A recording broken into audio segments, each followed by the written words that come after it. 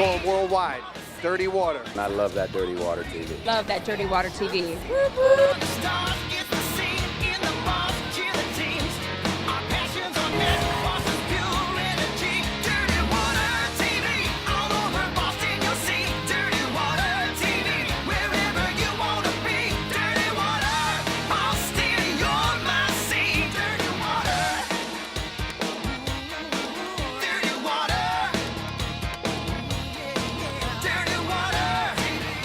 Love that Dirty Water. Dirty water, dirty water. Outstanding, you're my saint. I love that Dirty Water TV. I really do. The best. Welcome, everybody, to another edition of Dirty Water, an appropriate enough show because it's got Mike Adams and Bob Lovell. I'd be the Bob. We're at the Baseball Tavern, 50th anniversary of the Baseball Tavern. I'll say this, Mike, you and I have never worked together, and this might be the only one and only time. No, and you're lucky to have me here because I have a long history with Dirty Water, not just the Standells, not just the record, but when I first came to Fenway, I thought the song was about Fenway. Standing near the trough in the old men's room, I said, you got to stand downhill. You got to get to the drain there. You know, let's not really. That's what Dirty Water is all about. I understand. You know, it's the summer, But though. we're on the summer tour, the Malibu summer tour. Yep, and they pushed us ahead into fall thanks to the Red Sox and their playoff appearance, and the Malibu summer tour stops here, even though it's not summer at all. Yet they're playing baseball, and part of this charm of this team this year, Bob, has been all the beards, man. But hairier than all of them, of course, is Mike Napoli, who's been, I guess, growing that thing since spring training. And he's involved. That thing, it's not. If you could grow one, it wouldn't be that thing. He keeps toothpicks in there, but he's also pushing these T-shirts, Get Beard shirts for charity. And Kevin Flight has a story about that for you right now. The Red Sox have returned to the postseason for the first time since 2009. And as we've seen this year, it's not just their play on the field that's getting all the attention, it's also how they look. As Dirty Water TV's resident beard expert, I am here at Modell's for the kickoff of a special Get Beard program that all Red Sox fans can get involved with this October. Let's go inside and check it out. The Boston Red Sox are looking to do some damage in the 2013 Major League Baseball playoffs behind one of the league's hottest sluggers, Mike Napoli, and his mighty beard. I really can't control it. Just it has a mind of its own, and I'll wake up, get in the shower, shampoo it, condition it, comb it. There's beard shampoo and conditioner out there. Salt and Mafia got it. We got it in our showers in the locker room, so we all use it. As the Sox set their sights on the Fall Classic, their signature beards will be doing more than helping the team win, as Modell's Sporting Goods has teamed up with Mike Napoli and Boston Children's Hospital to help Boston get beard for October. Do you think maybe one day you get old enough you'll be able to grow one like that? Will you do? Maybe a little bigger. Do you think they're going to go all the way this year? Yeah. Big predictions? Win it all. Red Sox fans can purchase Nike Get Beard t-shirts through October 31st with $1 per shirt being donated to Boston Children's Hospital on behalf of Modell's. I'd like to thank Mike Napoli and Modell's for choosing Boston Children's Hospital. It's very special for us to be involved in this program. We hope this program raises a lot of money, sells a lot of shirts. The hospital sees over 600,000 patient visits every year from kids all over the world who see the sickest of the sick. So to have funds like this, really vital funds, is fantastic. Well, it may take a while for your beard to get to Mike Napoli status, but you can still do your part by picking up a Get Beard t-shirt to support Boston Children's Hospital at any Modell's location or at modells.com. For Dirty Water TV, I'm Kevin Flight. I like the beard thing a whole lot better than I do Manny's hair, where they discovered when he finally got it cut there were like big wads of gum in there from 2004. What do you think Manny did? I don't think he went into the wall to go to the bathroom. What was he doing? It's something that you're very familiar with. Oh, I see. Maybe he was. Why wouldn't you be?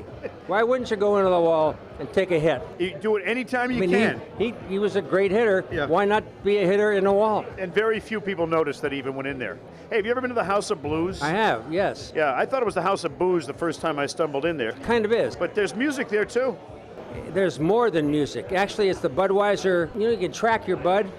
My wife did that. Except she tracked it backwards, so she found out where I was. It's BPS. You like that, didn't you? Very nice. Yeah, Very nicely done. Taylor Harity, House of Blues. Oh, it's music and beer. All the great stuff Budweiser. Yeah, go for it, Kayla. Budweiser has been heating things up in the music scene, especially here in Boston. And tonight we are at their Made in Boston party right here at the House of Blues. It looks like it's going to be one amazing night. Let's check it out. Thank you guys so much. And get ready, here we go for time flies. With complimentary ice-cold buds in hand, Bostonians spent their night at one of the most epic events of the year, the Budweiser Made in Boston Party. The chart-topping duo Time Flies headlined the night with their electro hip-hop hits.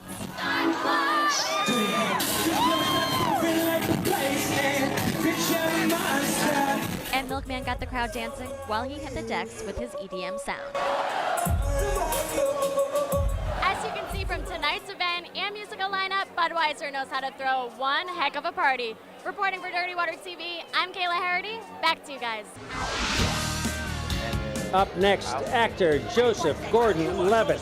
They chat up his newest flick, Don John. And later, hockey sleuth LB Lyndon Byers seeks justice for the greatest bar.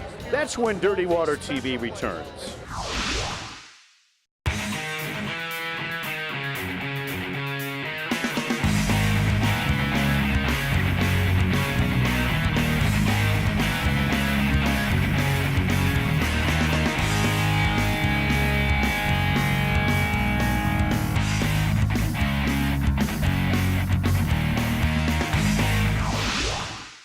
Welcome back, everybody. We're on Dirty Water Television. That means you are too. We're at the Baseball Tavern, which is celebrating its 50th year. Wonder how they did in that 50th year. Wow. I know one thing. What a They're going history. gangbusters in their 50th. Oh, yeah. In the 51st. And you know, you might not know this, but I was conceived in a baseball tavern, so I can really relate to being here. There's a misnomer here because when I asked Billy Fairweather, producer of the show, to pair me up with, he said, who do you want to be paired up with? I said, beautiful woman, you know. How about Scarlett Johansson, Sandra Bullock? He Yeah, said, they were busy. Yeah, they were busy. Yeah. But we know that Sandra Bullock is in a spacesuit. And we know that Scarlett Johansson is in a movie, but not in much else. And she can wear whatever she wants in those movies. Of course. The So, movie's Don John, by the way. That's her latest. I thought that was the actor she was working with. No, you got it all mixed up. Really? What a Yeah. surprise. Yeah, Don Geez, that's Juan. never happened before. The silent era. Don John's the new one. Well, didn't Kayla Harity talk to the male lead in The that? male co-star. We're going to meet him right now. Hey guys, we are here with Joseph Gordon-Levitt, the man behind Don John. Welcome to Boston. Thanks, good to be here. So not only are you acting in this movie, it's also the first movie that you've written and directed. Yes, ma'am. Can you tell us the story behind Don John? Sure, well, it's sort of a story about how people sometimes treat each other more like things than like people. I thought making a comedy about a relationship between a young man who watches too much pornography and a young woman who watches too many romantic Hollywood movies would be sort of a funny way of telling that story. What are you doing? I was just reading emails. No, you weren't. You caught me watching porn. Oh! How do you watch that? How do you watch all the stupid movies that you watch? Movies and porno are different, John. They give awards for movies. They give awards for porn, too. I realized that it wasn't just about pornography. It was about culture and intimacy and media. Besides the laughs, how do you want the audience to feel after seeing the movie?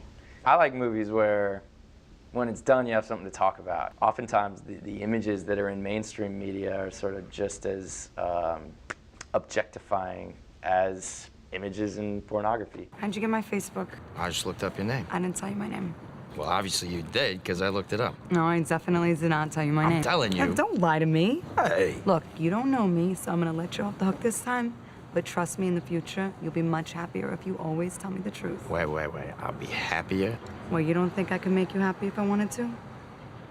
Scarlett Johansson, I thought she was hysterical. Yeah. The way, like, she walked differently, she talked differently. As a director, how hands-on were you with the actors? That's where I come from. You know, I've been acting since I was a kid, but Scarlett really brought that character. That's not something I necessarily told her to do. It's something I thought she would be good at doing, and she just ran with it. She shows a character of a woman who's got her strengths and got her weaknesses. It seems like oftentimes in movies, especially women, they're either the good guy or the bad guy. Human beings aren't like that. They're neither absolute. They're both. We all have our strengths and weaknesses, and I think she shows both of those in the movie. Well, thanks so much. It's an awesome movie. I hope everyone checks it out. Thanks so much.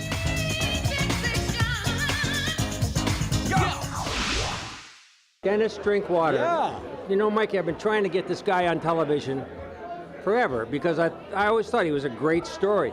Sits behind home plate. Everybody sees him. Well, he's the guy that's on TV more than anybody, except maybe Jeremy Capstein. Yeah, Jeremy with the earphones. Yeah, well, how come you don't have yellow headphones? Well, I'm not landing planes at Logan Airport. Jeremy's a great baseball guy, as you know. But down there, it's a great look. It's a great feel down there. You know, it's really. I feel. You mean like, that seat? Yeah, yeah. I mean, I feel like it's like the whole world's coming down like a focal point. It's really something to see. It is. Of course, I played ball all my life. So 6 years old. Well, I knew you were a great athlete. Well, I didn't say that. I've heard I play ball. I'm saying, well, who's sitting next to him tonight? Should I be jealous? What the hell's going on? How about the night I had Ray Bork with me? I have to sit like this with Ray. He's like this. But he's really a great man, as you know. And that's the night I went up the air with that fluorescent green shirt. They all like that green jacket. Color coordinate. And of course, he's got his giant glass signs plastered all over the ballpark. And you know exactly what inning the giant glass logo comes up behind home plate. Last the third, last the seventh. Flinching. Talk about the one flinch. You know, flinching being foul balls. Boom, you know. They come right back. How can they flinch? You know why I never flinch? Because I got nothing between my ears. That's what I told you. These people go nuts.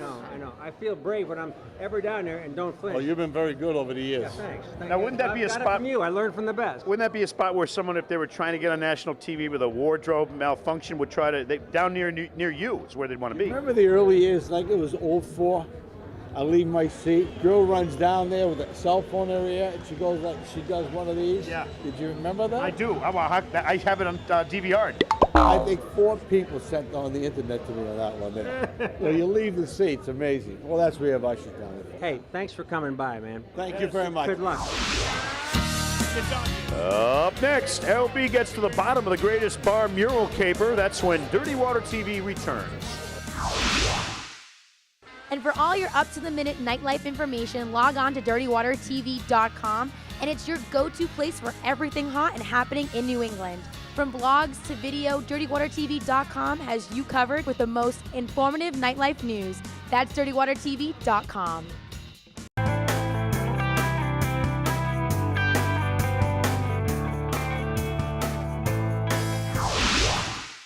Dirty Water Television. That's us. That's you. That's everybody. And we're happy you're here. We are here at the Baseball Tavern. 50 years of greatness, and they're just getting started. Yeah, this Malibu summer tour, even though summer's long over, we're enjoying it, so we're going to ride it out like a surfboard. Yeah, I like that. Well, who wouldn't like it? Malibu summer tour can go as long as they want. Sounds good, doesn't it? It sounds better than good. Also, at the greatest bar, a lot of times I go in there and there's Lyndon Byers. I thought he was a kind of an owner. A lot of times? Or every time? Every time. Okay, you got me. All right, every time. I guess he's not an owner. He just gets a lot of stuff free. But he was there trying to track down whatever happened to that mural on the wall. Remember that thing? Yeah. Well, I think some opposing fans might have trashed it. It's nasty Toronto people. You know, sometimes people retool. Yeah, he's really. going to retile. Right. And LB says if you don't watch this piece in its entirety, he's going to come to your house and punch your face. Breaking news from the greatest hot spot in Boston, the greatest bar. You know and I know that the Boston Bruins destroyed the Toronto Maple Leafs playoffs hopes last year. The drive, save, rebound is loose. Sagan kicks it loose. Bergeron scores!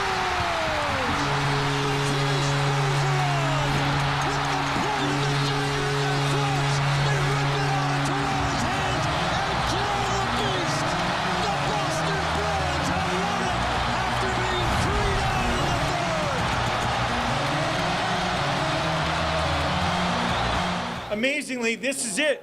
We're here. This is the amazing Game 7 mural that was destroyed by some unruly Toronto Maple Leafs fans for no reason whatsoever. Nitwit Central, the greatest comeback in Game 7 history. I'm not talking Boston, I'm talking NHL. Are they donkeys? Who would do this? Really? Really? Toronto? I'm here with Jimmy. He's the master of command here at the greatest bar. Tell me what happened to the mural. Amazing.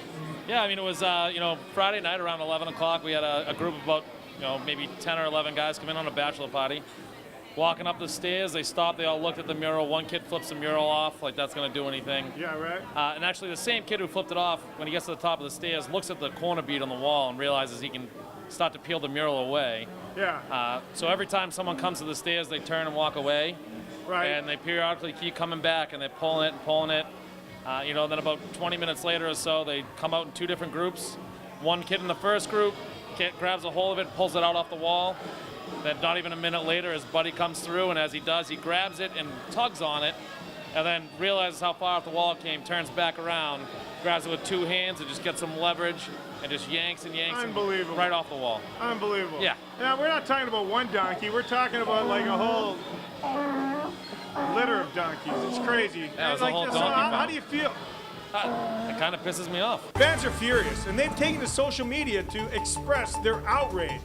Patrick Power Jr. says, of course a Toronto fan is stupid enough to vandalize with a camera right above their head. Dom Fontana says, Toronto fans reportedly tore away a Bruins mural at the Greatest Bar. Typical classless Toronto fans. And T. Sagan says, geez, hey, what happened at the Greatest Bar? Well, shots for everybody. On me. As you know, the Greatest Bar is famous for the many murals that adorn its walls, like the History of Boston Sports mural on the first floor ceiling, the penalty box mural, the Celtics, Patriots, Red Sox, and Bruins victories on the second floor championship mezzanine, the musical and entertainment murals on the third floor that chronicle some of Boston's greatest entertainers, Dirty Water TV, and the One Fun Boston Strong concert, and the fourth floor, which depicts some of Boston's greatest historical and political moments. This venue is an entertainment tribute to everything that makes Boston the greatest city in the world, and the Bruins' Game 7 victory over the Toronto Maple Leafs mural holds a special place in the hearts of Bostonians everywhere. I'm here with the Sullivans, Kevin and Molly, and real simple, why is this mural so special to you guys? Well, LB, this is very special to me because this is where my husband proposed to me. Wow. Yeah, I figured if the Bruins could do the impossible, so could I. Well, it's obvious.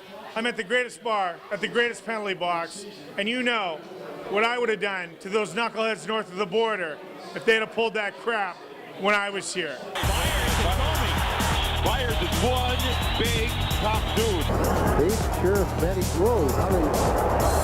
One thing about Berube is taking his lumps again from Linda Myers. That uppercut hurt him. The Myers is blocked already. There, he got him with a dandy uppercut. Cochran is out on his feet. Lyndon Myers caught him with a Mike Tyson uppercut. Higgs tickets. We're across the street from the Garden at Higgs Tickets, and this has got to add to the rivalry. This is going to be one of the biggest games of all time, ticket-wise. I tell you, November 9th, it's turning out to be huge. Bigger than a Super Bowl, bigger than the Red Sox if they make it to the World Series. This thing is biblical. It might be bigger than Justin Bieber. Come on. Telling you, our last 2 tickets, I just had a Toronto fan call and offer $5,000 apiece for it.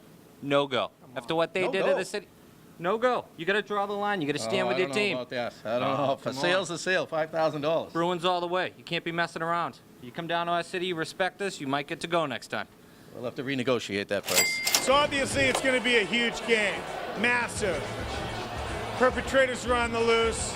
Boston police are on the case. I might have to call Dudley Do-Right of the Canadian Mounted Police. But you know and I know how we handle people that don't respect the beat.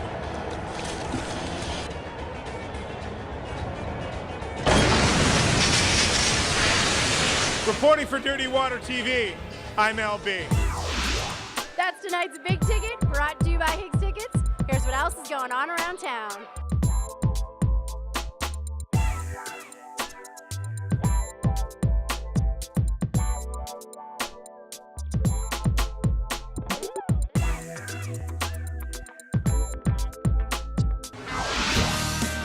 We will wrap things up from the Baseball Tavern when Dirty Water TV continues.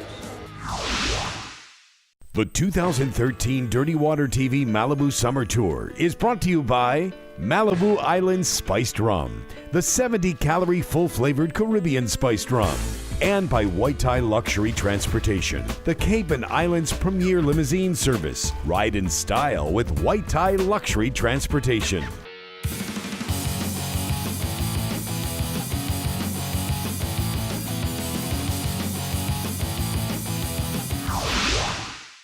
All right, welcome back to Dirty Water TV at the Baseball Tavern. Somebody's got to own this joint, and well, here he is. How you doing, Bobby? Great to have Dirty Water TV here with you, Bobby, and Mike. So thanks for stopping by for Game 1 of the playoffs here. How many beers do you think have been consumed in 50 years since 1963 in this spot? I mean, it's got to be in the zillions. I couldn't even count that high. Yeah, a lot of beer's been sold here. So Budweiser, the king of beer, we sell a lot of that stuff. How many players show up in spikes and uniform in the history of the Baseball Tavern? Well, it was what was that, Bob? In 04, they came back. There was like 6 of them all came in. They started opening up beers and doing shots. They ran right across the street in their spikes and their uniforms, stayed for about a half hour giving out free beers.